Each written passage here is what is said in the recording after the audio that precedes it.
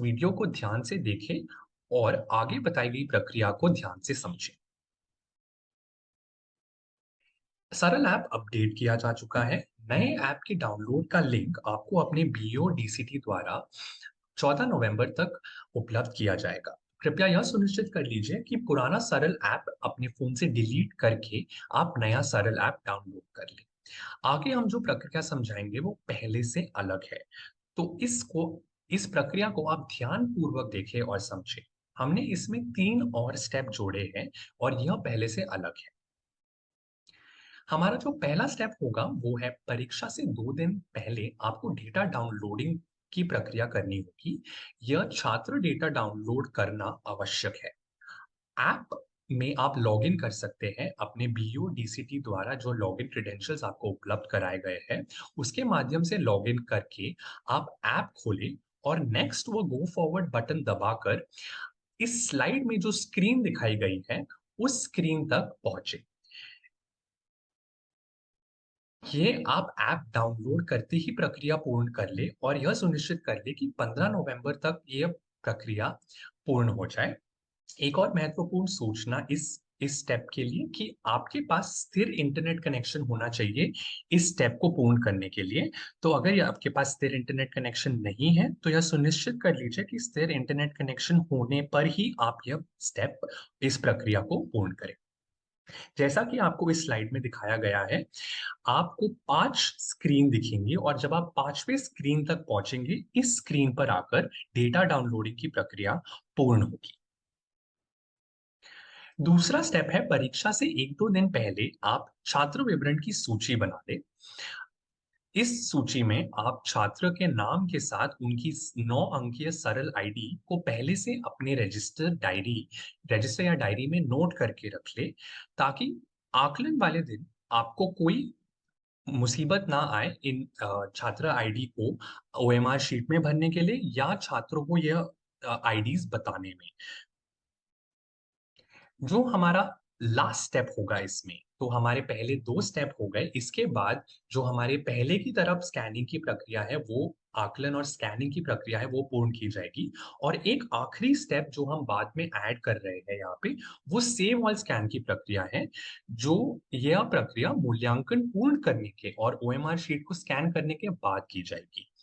तो आप यह सुनिश्चित कर लें कि आप स्कूल में ही सभी स्कैनिंग पूर्ण कर रहे हैं और जो भी आप स्कैन कर रहे हैं उसका नंबर स्कैन स्टेटस में दिखाई देगा। जैसे कि इस स्लाइड में हम देख सकते हैं कि स्कैन स्टेटस में 19 आ रहा है, तो 19 स्कैन मेरे हो गए हैं। तो यह 19 जो नंबर है, यह ओएमआर शीट स्कैन करते रहेंगे तो यह बढ़ती रहेगी और ये स्कैन हुआ डेटा आपके फोन में सफलतापूर्वक सेव हो रहा है, लेकिन अभी तक ये सर्वर पर अपलोड नहीं हुआ है। तो यदि आपके पास एक स्थिर इंटरनेट कनेक्शन नहीं है तो चिंता ना करें, क्योंकि आप शीट स्कैनिंग की प्रक्रिया जारी रख सकते हैं। इसके लिए नेट कनेक्शन की आवश्यकता नहीं है। जो यह 19 का नंबर है यहाँ पे, वो यहाँ आपको दिखा रहा है कि यह आपके फोन पर सफलतापूर्वक सेव हो गई है। पर इंटरनेट कनेक्शन ना होने के कारण आप चिंता ना करें, यह आपके फोन में सेव्ड रहेगा। इसके बाद एक बार आप पूरी स्कैनिंग की प्रक्रिया पूर्ण कर ले, उसके बाद हमें सेव ऑल स्कैन बटन दबाना है अंत में। तो यह बहुत आवश्यक है कि हम सेव ऑल स्कैन बटन दबाएं। और जब आप सेव ऑल स्कैन बटन दबाएंगे तो उसके बाद आपके जो 19 शीट हमारे पहले स्कैन स्टेटस में दिखाई दे रहे थे, वो अब हमें सेव स्टेटस में दिखाई दे रहे हैं और स्कैन स्टेटस 0 हो जाएगा। इसका मतलब अब हमारी ये सारी शीट्स सर्वर पर भी अपलोड हो गई है। तो यह सुनिश्चित कर लीजिए कि सेव ऑल स्कैन बटन तभी दबाएं जब आपकी सारी शीट स्कैन हो चुकी हो। और बहुत ही महत्वपूर्ण कि सेव ऑल स्कैन बटन तभी दबाएं जब आपके पास एक स्थिर इंटरनेट कनेक्शन हो। तो स्कैनिंग की प्रक्रिया आप बिना इंटरनेट कनेक्शन के भी कर सकते हैं, पर सेविंग की प्रक्रिया, जो सेव ऑल स्कैन बटन जब आप दबाएंगे, वो प्रक्रिया आप सिर्फ तभी कर सकते हैं जब आपके पास एक स्थिर इंटरनेट कनेक्शन हो। तो यह सुनिश्चित कर लीजिए कि सेव ऑल स्कैन बटन दबाने से पहले आपके पास एक स्थिर इंटरनेट कनेक्शन हो। इस वीडियो में हम कक्षा 1 से 3 का आकलन किस तरीके से कराया जाएगा उस बारे में आपको समझाएंगे। असेसमेंट में 3 मुख्य बिंदु रहेंगे: प्रश्न पत्र, ओएमआर शीट एवं सरल ऐप।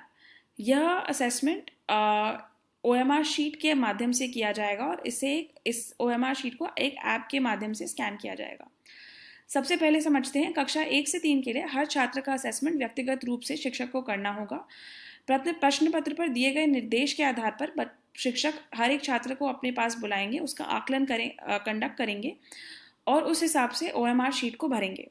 इसके बाद हम समझते हैं कि ओएमआर शीट किस तरीके से भरनी होगी। जैसा कि आप देख पा रहे हैं, सबसे पहले कक्षा और सेक्शन का चयन करें।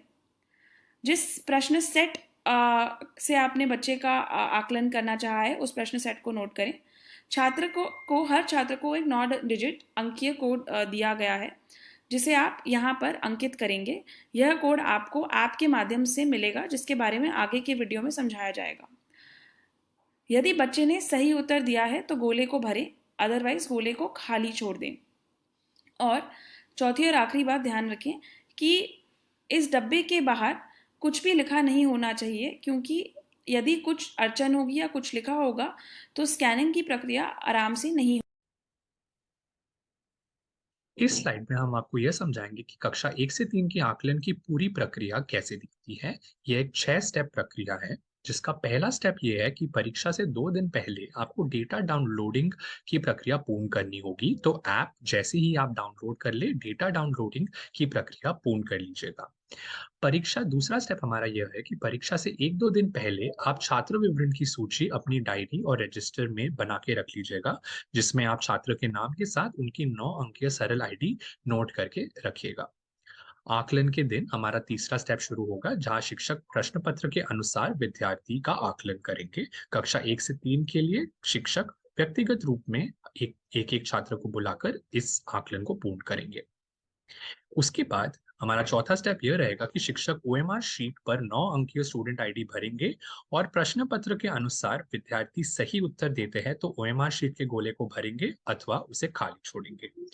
इसके बाद हमारा पांचवा स्टेप है सरल ऐप के माध्यम से ओएमआर शीट की स्कैनिंग की प्रक्रिया। यह तभी करेंगे जब पूरे सभी छात्रों का आकलन पूर्ण हो जाए और स्कैनिंग की प्रक्रिया तब शुरू होगी। और हमारा आखिरी स्टेप जो बहुत महत्वपूर्ण है, सेव ऑल स्कैन, जो यह तब होगा जब आप सारे शीट्स की स्कैनिंग अपने स्कूल में करके एक स्थिर इंटरनेट कनेक्शन के साथ सेव ऑल स्कैन बटन दबा दें, ताकि सारे जो स्कैन शीट्स हैं वो सर्वर पर अपलोड हो जाए।